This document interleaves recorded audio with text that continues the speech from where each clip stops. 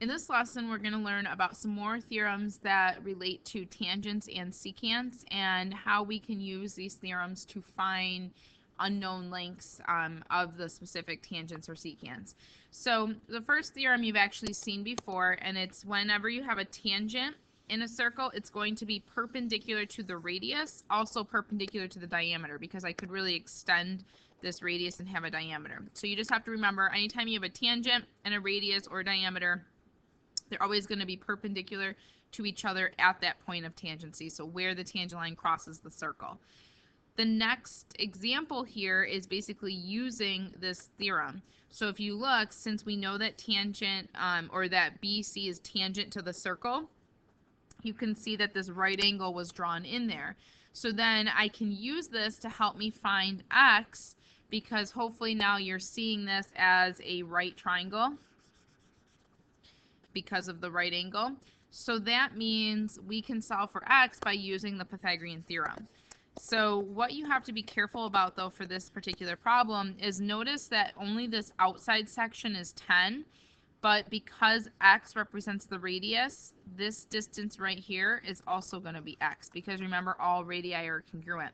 So that's very important. This happens a lot for these types of problems, so look out for radii, because if they're in there, then they're congruent, and that'll get you this entire length as x plus 10. So now we can go ahead and plug into Pythagorean theorem. So I have x squared plus 20 squared is equal to x plus 10 squared, that entire quantity squared. So I have x squared plus 400 equals, remember, this is really like saying x plus 10 times x plus 10. So now you can use the little grid to multiply if you'd like. You can FOIL this. So when you multiply the binomial times the binomial, you end up with x squared. So 10x plus 10x is going to be 20x plus 100. And again, you could use this 2x2 grid to multiply as well. So that's another option. One thing that you cannot do is just square each piece. So be very careful of that. So then from here, when I combine like terms, well, my x squareds are going to cancel, which is nice because that means I won't have to factor. I can subtract 100 from both sides. So those are gone. I end up with 300 equals 20x. So then I can divide both sides by 20. So I have 300 divided by 20, and we get x equals 15. And that's it. It doesn't say to plug back in. It just says to solve for x, so we're good to go, and that one's done. So that's using the fact that tangents are perpendicular to radii. Never assume that there's a tangent line drawn. You have to be told that it's a tangent line in order for you to say that it's perpendicular to the radius. Looking at the next theorem is a situation of when you have two tangents that are drawn. So basically, when you have a picture like this where you have these two tangent lines that are drawn from an outside point, those two tangent lines will always be, or I should say those two tangent segments, so from the outside point to the point of tangency, those are congruent. So I'm going to just highlight that. So tangents drawn to a circle from a common external point are congruent. So I'm going to label this too. I'm going to say that this is, I'm going to just call it tan 1 and this tan 2. So tan 1 or tangent 1 will always be congruent to tangent 2. So that's my formula. You can see that sometimes we call this the hat theorem. That's not really the mathematical name for it, but it's just a way to help you remember it, because this looks like a hat. So it has to be the two tangents drawn to the same outside point are congruent, those two segments. So looking at this example, I'm told that the segments are tangents. So that means that this section and this section are congruent. So these two are congruent. There's your hat. If you turn your paper sideways, you see that here's another hat. And if you turn your paper sideways again, you'll see that here's another hat. So it's the hat sides that are congruent. So those two sides are congruent, so that would be 4. These two sides have to be congruent.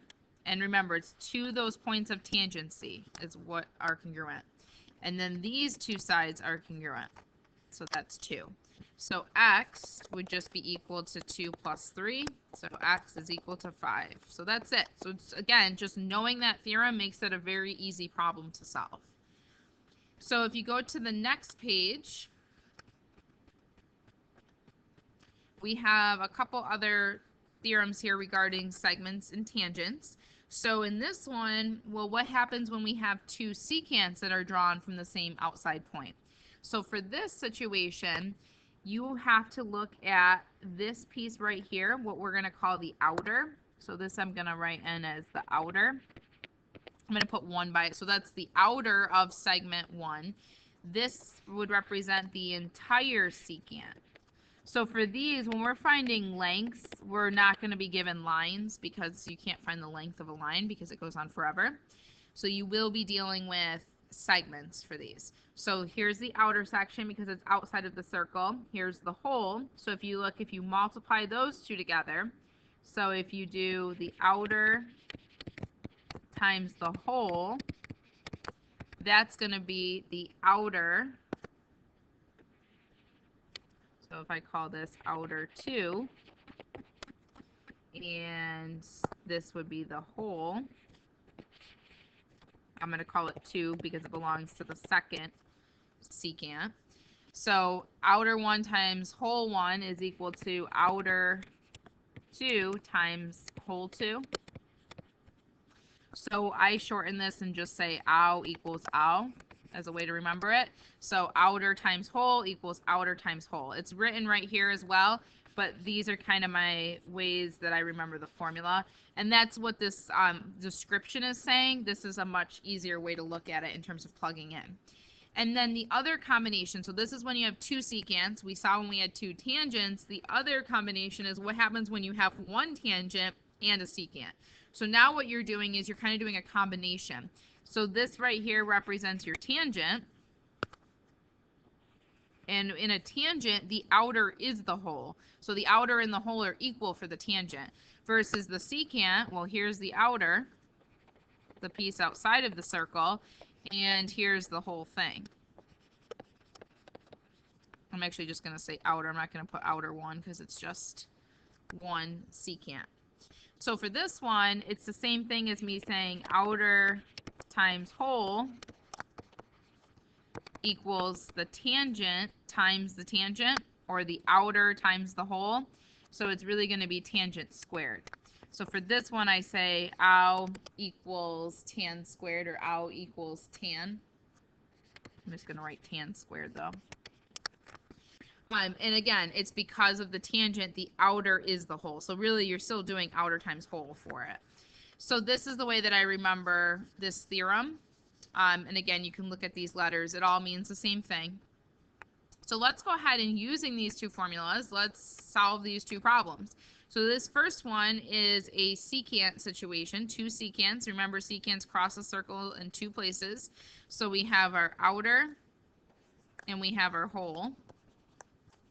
So that's outer 1 and whole 1. And then this is outer 2 and the whole would be whole 2. So when I go to set this up, I'm going to do ow equals ow. So I'm going to do 5 times the whole. Well, the whole is going to be x plus 5 for that one. Make sure you have that in parentheses since it's a binomial. Outer is 6 times the whole. Well, the whole thing, add those together, you get 10. Distribute the 5. So then we can go ahead and subtract off the 25 from both sides. So we get 5x equals 35. Divide by 5, you get x equals 7. Take a look and see if you have to plug back in. In this case, it just says find x, so that's it. So we don't have to, we're done with that one. We move on to the next one. Now it says we have a tangent and a secant. So here's my tangent right here. So this is the tan. This is the outer. And this is the whole. So for this one, it's ow equals tan squared. So outer is x times the whole, which is going to be x plus 5.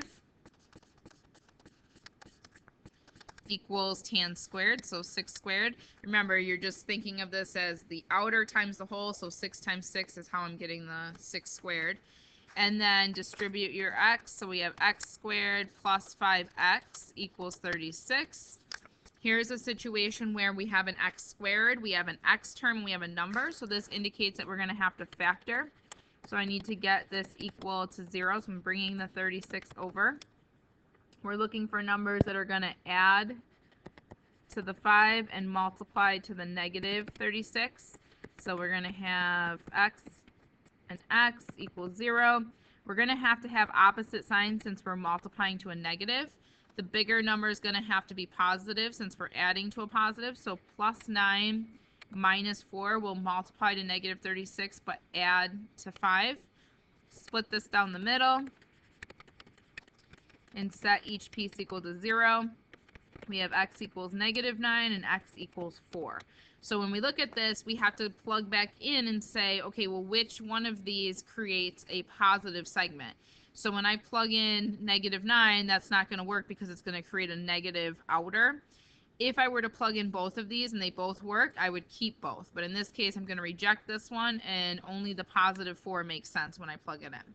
So there you have it. You have all of your different formulas or theorems involving secants and tangents and how to use those to solve segment problems. So go ahead and get these or try these examples down below here. And we will talk about those in class tomorrow.